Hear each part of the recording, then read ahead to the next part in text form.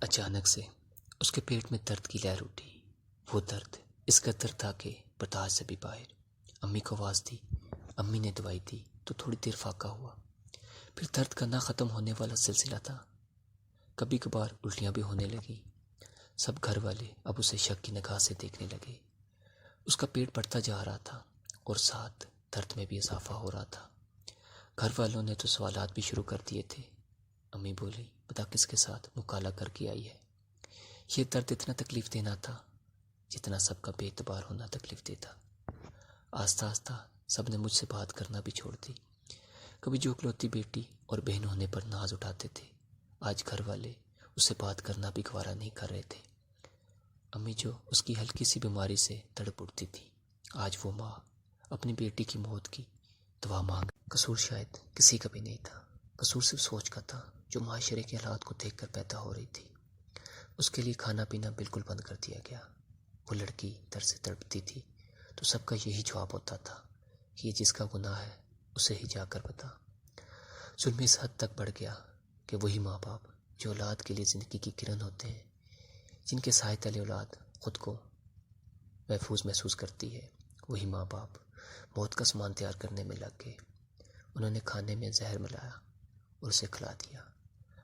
کھانا کھاتے ہی وہ تڑپنے لگی، امی ایک بار تو اپنی بیٹی کو گلے سے لگا لو، بس صرف ایک بار، یہ درد میں برداشت نہیں کر پا رہی۔ شاید آپ کی آغوش محبت دم توڑ دے، پر اس کی باتوں کا ماں پر کوئی اثر نہیں ہوا۔ اس کا رونا سن کر آس پڑوس کے لوگ بھی رونے لگ گئے۔ شرم کے مارے ماں باپ کے سر جھک گئے۔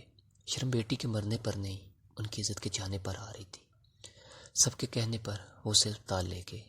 بہت ہی زیادہ تشویشناک حالات کی وجہ سے جلدی میں سارے ٹیسٹ کیے گئے۔ لڑکی کے ماں باپ کہاں ہیں؟ ڈاکٹر نے پوچھا اور نے کہا کہ آپ ذرا میرے ساتھ چلیں۔ آپ لوگ دکھنے میں تو کافی زیادہ پڑھے لکھے لگ رہے ہیں۔ آپ لوگ پڑھ لکھ کر اس قدر جاہل کیسے ہو سکتے ہیں؟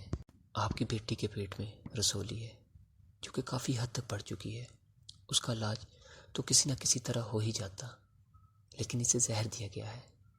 آپ لوگوں نے اتنی لاپرواہی کیسے برتی؟ ڈاکٹر بول رہا تھا اور ان لوگوں کے ہوش اڑ رہے تھے، آنسو نکل رہے تھے اور آواز سانس چھوڑ چکی تھی۔ یا خدا، یہ کیا گناہ کر بیٹھے؟ زہر پورے جسم میں پھیل چکا تھا۔ فوری طور پر آپریشن کرنا پڑے گا۔ ڈاکٹر نے کہا، ہم لوگ پوری کوشش کریں گے اسے بچانے کی، بس دعا کریں کہ یہ بچ جائے، ورنہ خدا بھی شاید یہ ظلم معاف نہ کرے۔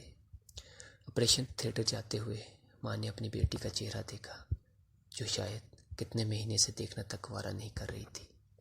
اس کے چہرے پر زندگی کی کوئی امید نہیں تھی اور نہ ہی جینے کی کوئی تمنا تھی۔